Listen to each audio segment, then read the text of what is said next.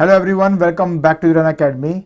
मैंने एक्चुअली ये टॉपिक पहले से करवाया हुआ है अब थ्रस्ट का, एंड आई डोंट नो कि क्या रीज़न है जिसकी वजह से न्यूमेरिकल नंबर 3 एक्सरसाइज 5A का रह गया था। तो सोचा कि क्यों ना पहले इसकी थ्योरी को फिर से अच्छे से एक बार रिवाइज करवा दूं, क्योंकि अभी भी कुछ बच्चों को इसको लेके थोड़ा बहुत डाउट है। तो आज मैं एक बार अच्छे से आपको अब थ्रस्ट क्या होता है, इसकी क्या कंडीशन है, वो रिवाइज करवा देता हूँ। और साथ में जो इसका न्यूमेरिकल नंबर 3 है वो भी आपको एक्सप्लेन कर देता हूँ। और हाँ, ऊपर जितने भी चैनल और जो पेजेस दिए गए हैं उनकी जो लिंक्स है डिस्क्रिप्शन बॉक्स में डाल दिए हैं। तो बिना कोई टाइम वेस्ट किए चलिए शुरू करते हैं।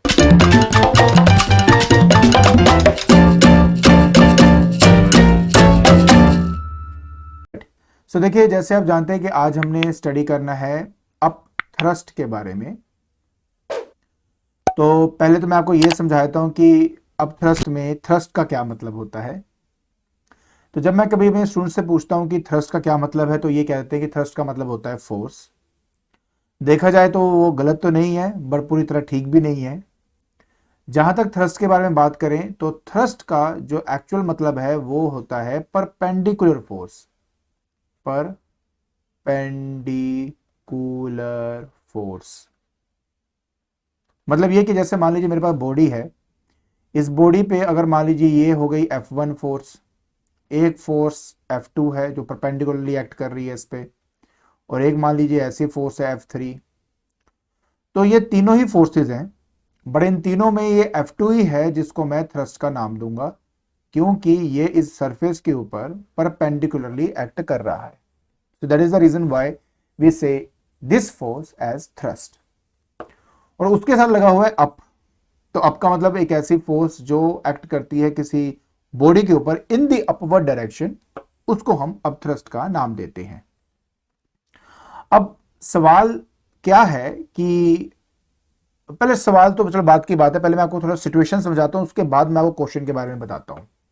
क्या होता है कि नॉर्मली जब हमारे पास कोई भी कंटेनर है और उस कंटेनर के अंदर अगर मान लेते हैं कि मेरे पास एक लिक्विड है, मान लेते पानी ले लेता हूं, और उस पानी के अंदर अगर मेरे पास कोई एक वुडन ब्लॉक है और उस वुडन ब्लॉक को अगर मैं उस पर ऐसे रख दूं, तो उसका कुछ हिस्सा जो है वो पानी के अंदर डूबा होता है, कुछ हिस्सा पानी के बाहर होता है।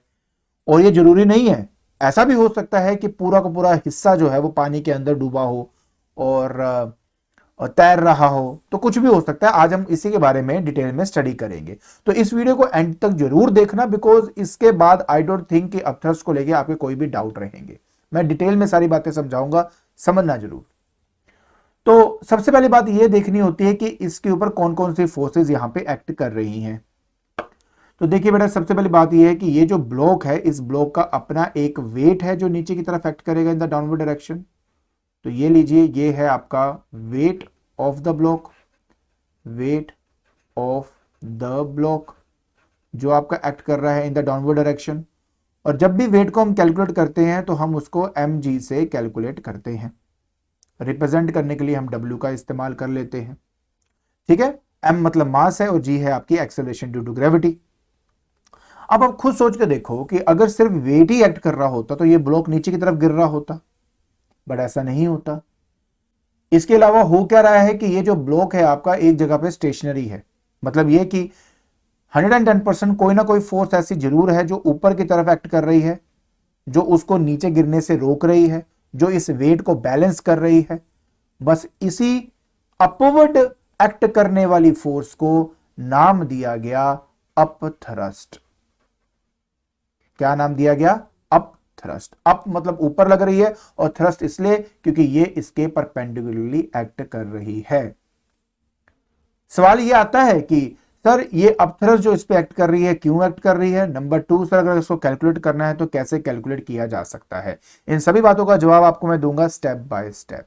पर पहले आप ये समझिए कि जब किसी हम ब्लॉक को किसी लिक्विड में डालते हैं तो उस कंडीशन के अंदर हमें यह देखने को मिलता है कि दो फोर्सेस एक्ट करती हैं। एक तो वेट उस ब्लॉक का जो नीचे की तरफ एक्ट कर रहा है, और दूसरा अप थ्रस्ट जो लिक्विड एक्ट कर रहा है उस ब्लॉक पर इन दी अपवर्ड डायरेक्शन, जो उस वेट को बैलेंस करने की कोशिश कर रहा है।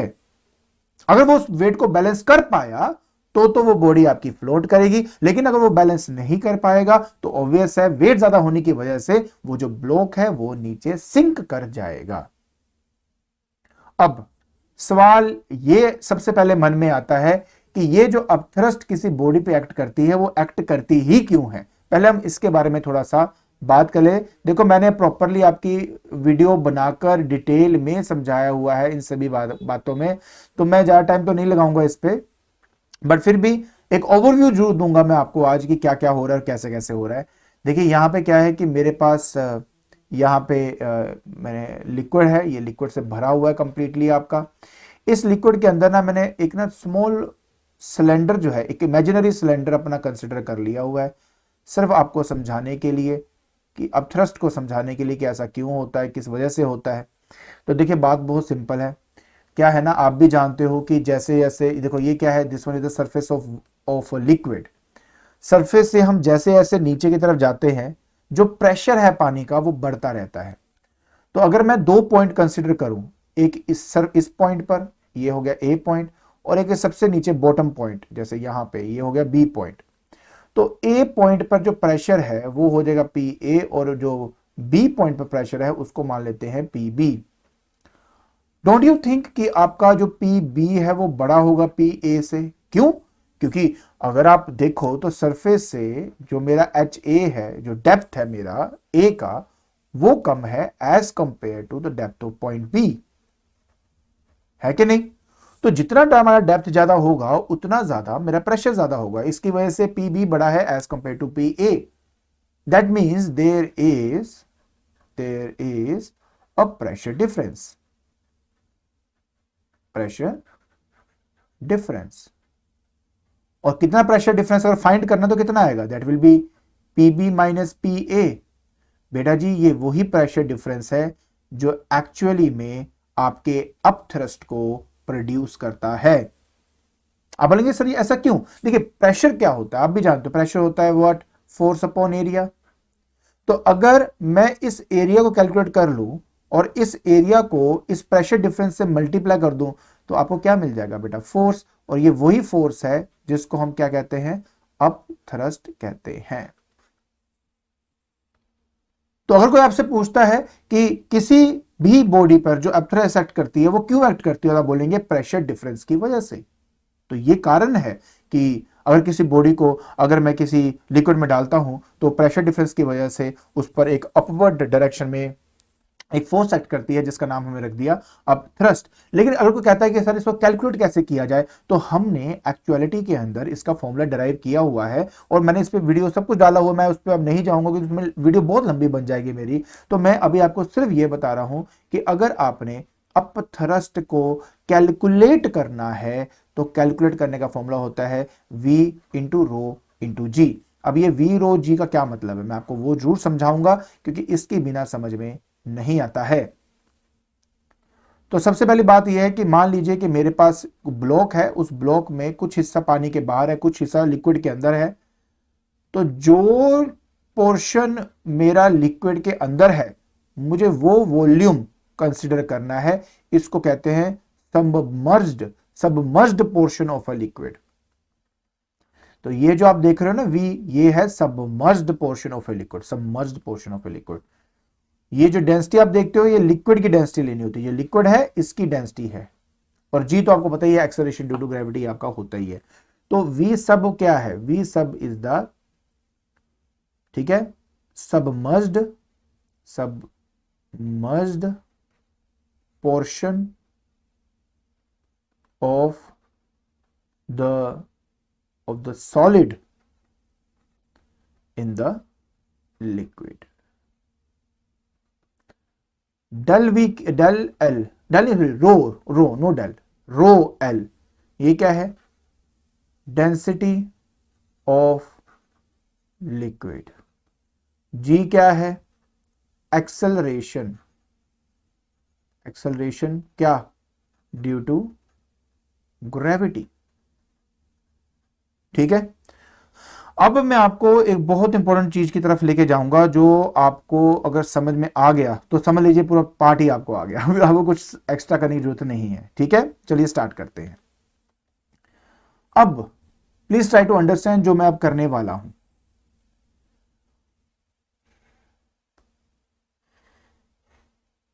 अगर मान लीजिए मेरी बॉडी पूरी तरह सबमर्ज्ड है लिक्विड के अंदर, ये बॉडी पूरी तरह सबमर्ज्ड है, मेरे बॉडी के लिक्विड के अंदर पूरी तरह सबमर्ज्ड है, तो उस पर्टिकुलर कंडीशन में इस पर्टिकुलर बॉडी के ऊपर जो अपथ्रस्ट आपकी एक्ट करती है वो होती है मैक्सिमम अपथ्रस्ट। अब आप बोलेंगे अपथ्रस्ट मैक्सिमम क्यों?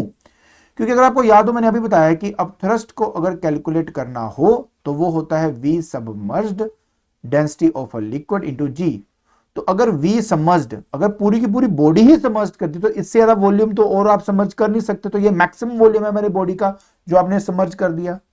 इसलिए ये जो आपका अपथ्रस्ट होता है ये आपका मैक्सिमम अपथ्रस्ट होता है, मैक्सिमम अपथ्रस्ट होता है।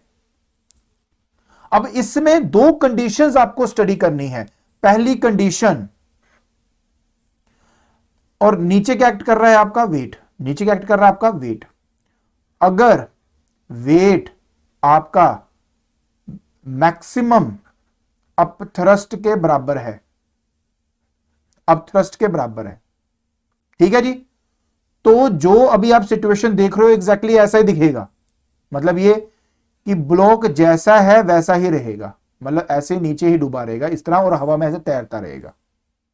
इसका मतलब यह हुआ कि जो अपथ्रस्ट एक्ट कर रहा है उसने इसके वेट को बैलेंस कर लिया है, नेट फोर्स आपकी 0 हो चुकी है, जितना वेट नीचे लग रहा है उतना ही अपथ्रस्ट ऊपर है, बैलेंस हो चुका है भाई, ये फ्लोट करता रहेगा, कोई दिक्कत नहीं है।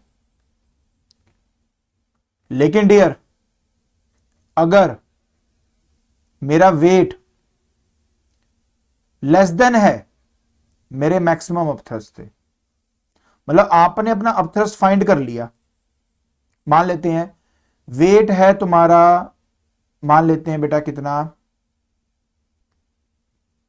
चले काम करते हैं, मैक्सिमम अपथ्रस्ट तुम्हारा 100 न्यूटन आ गया, तुम्हारा 100 न्यूटन मैक्सिमम अपथ्रस्ट आया। अगर तो वेट है बॉडी का 100 न्यूटन तो मैक्सिमम अपथ्रस्ट कितना है 100 न्यूटन, ठीक है, तो यार ये सिचुएशन हो जाएगी, कोई दिक्कत नहीं है। लेकिन तुम्हारा जो वेट है इस बार ब्लॉक का है 50 न्यूटन और मैक्सिमम अपथ्रस्ट था कितना 100 न्यूटन। तो अब इस सिचुएशन में क्या होगा, प्लीज समझने की कोशिश करें।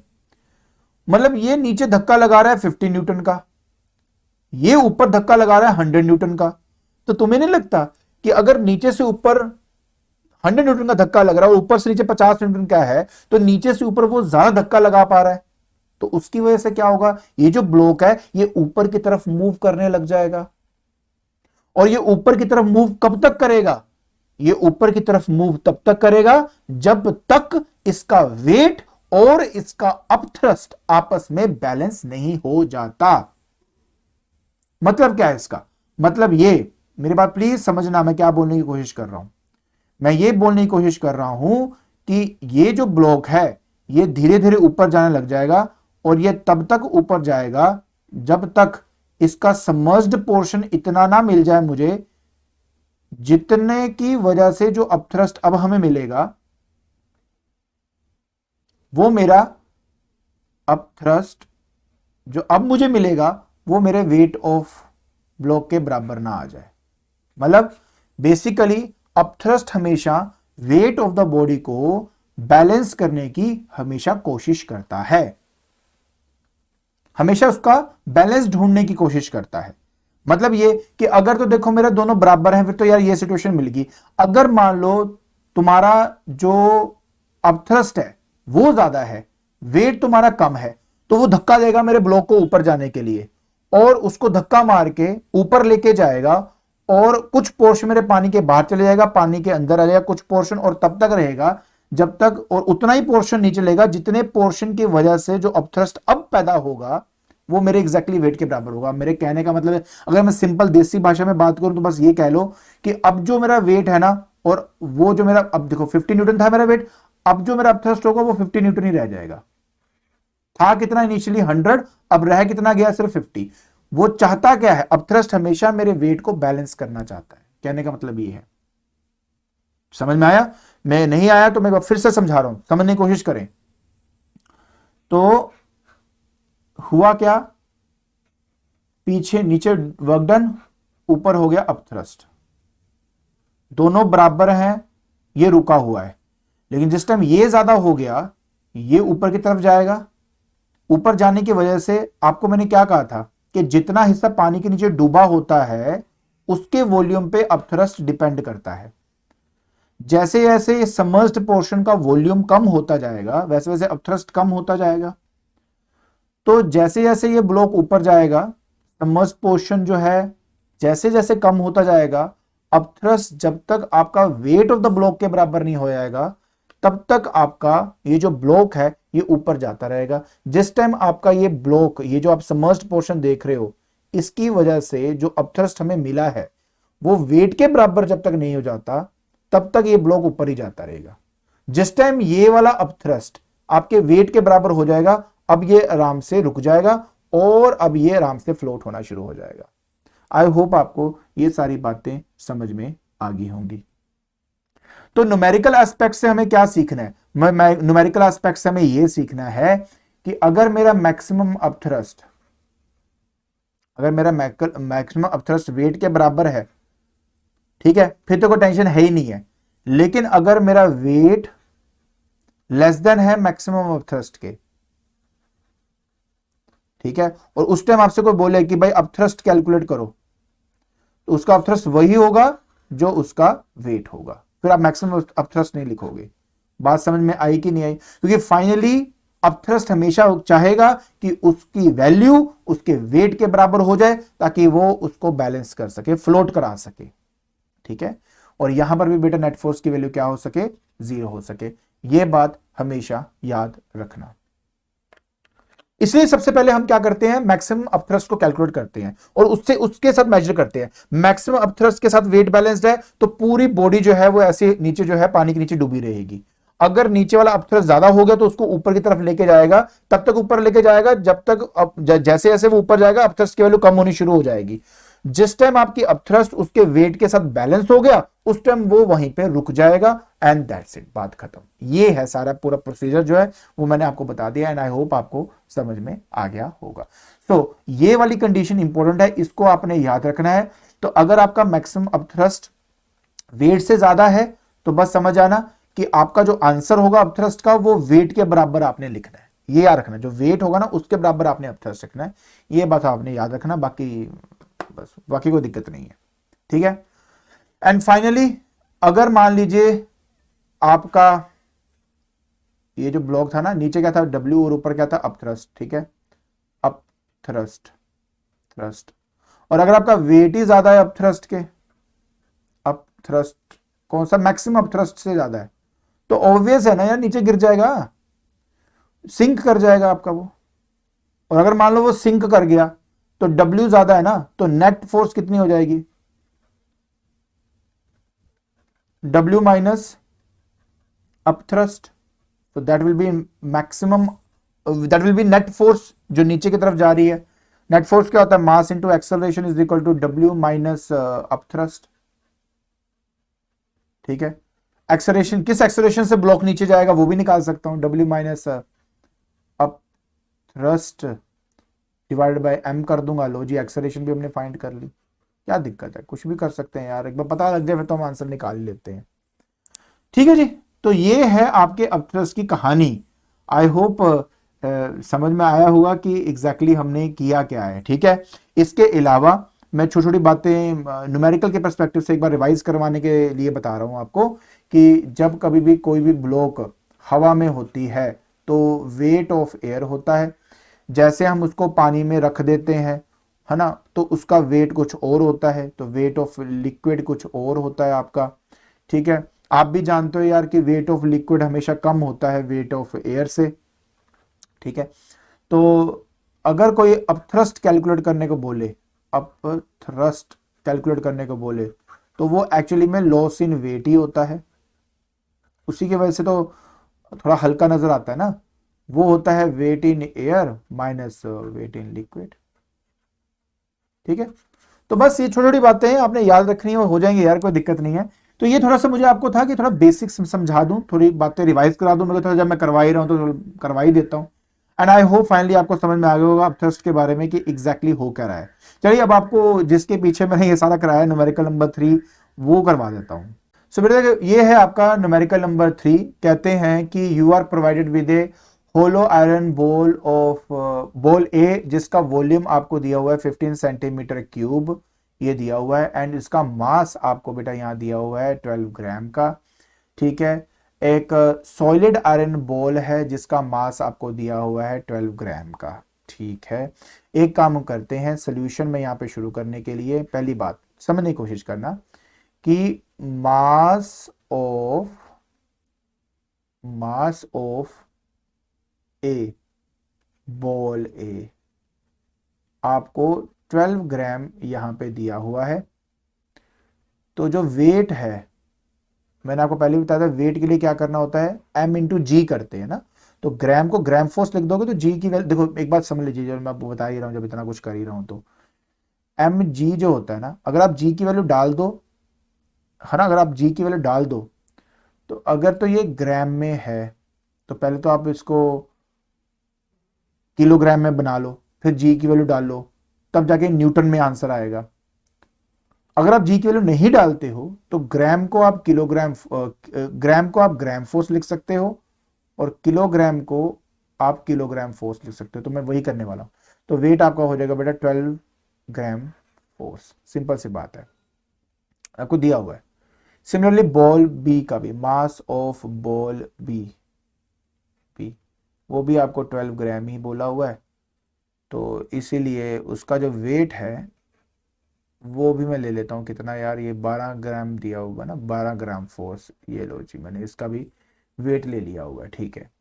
Both are placed on the surface of water contain in a large tub. Okay find the upthrust on each ball. ठीक है जी।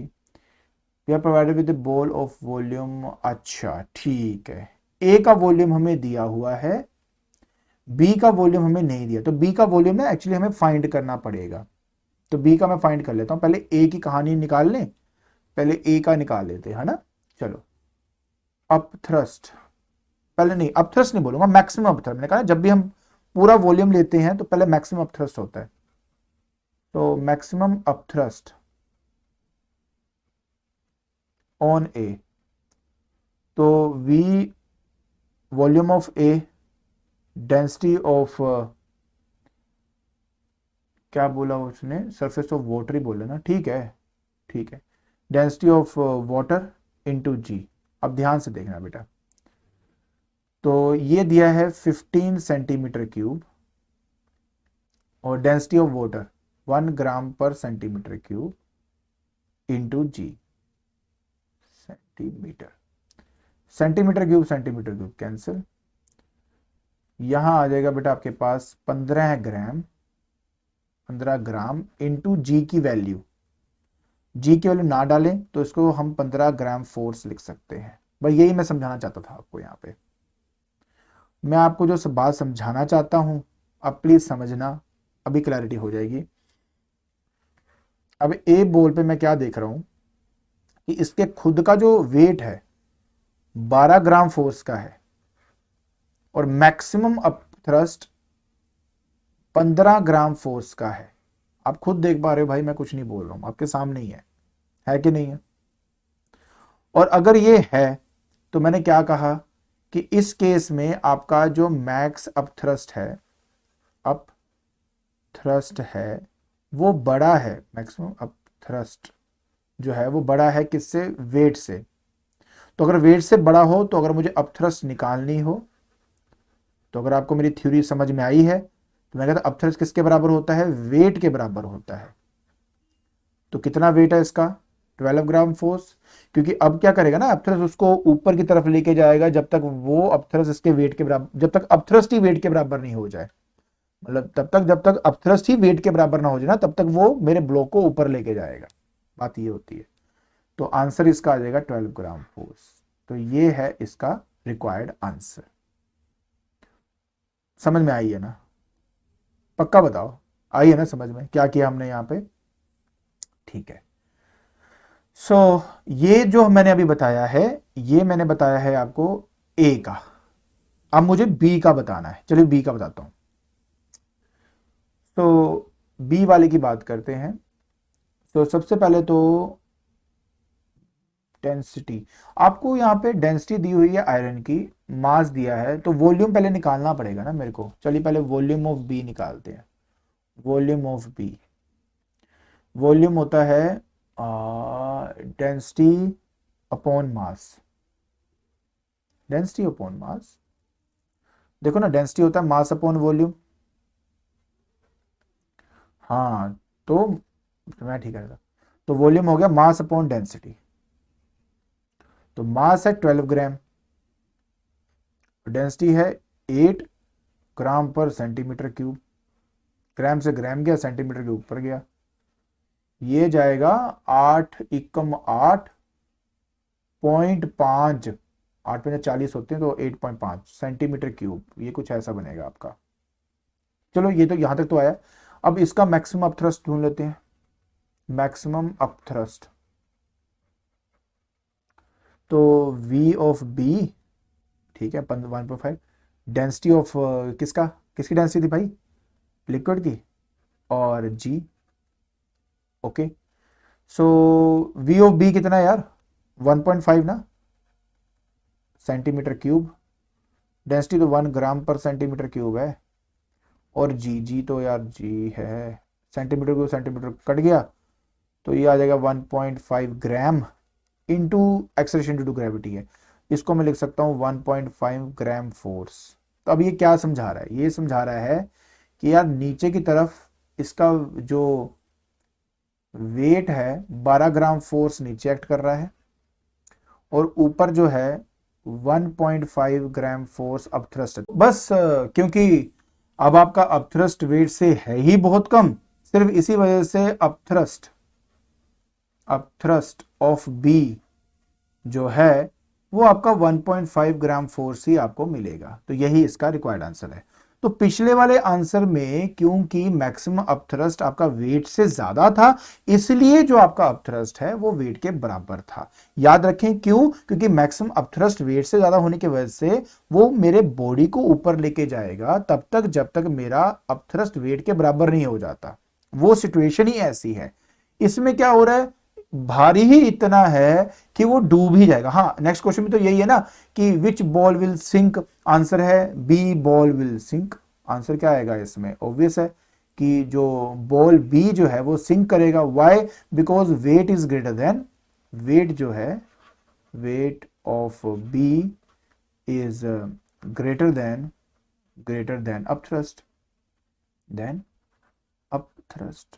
दैट्स योर आंसर, बात खत्म। तो इस तरीके से आपने अपने न्यूमेरिकल नंबर 3 का आंसर देना था। आई होप आपको ये जो थ्योरी है और ये न्यूमेरिकल समझ में आ गया होगा। ठीक है, तो आज के लेक्चर के अंदर मैंने आपको थोड़ा सा अपथ्रस्ट के बारे में रिवाइज करवाया और साथ में एक न्यूमेरिकल रह गया था एक्सरसाइज 5A का। एंड आई होप आपको इसका जो सोल्यूशन है वो समझ में आ गया होगा। और अगर आपको ये वीडियो पसंद आ रही है तो please like it, share it and subscribe it. आज के लिए बस इतना ही। Thank you so much.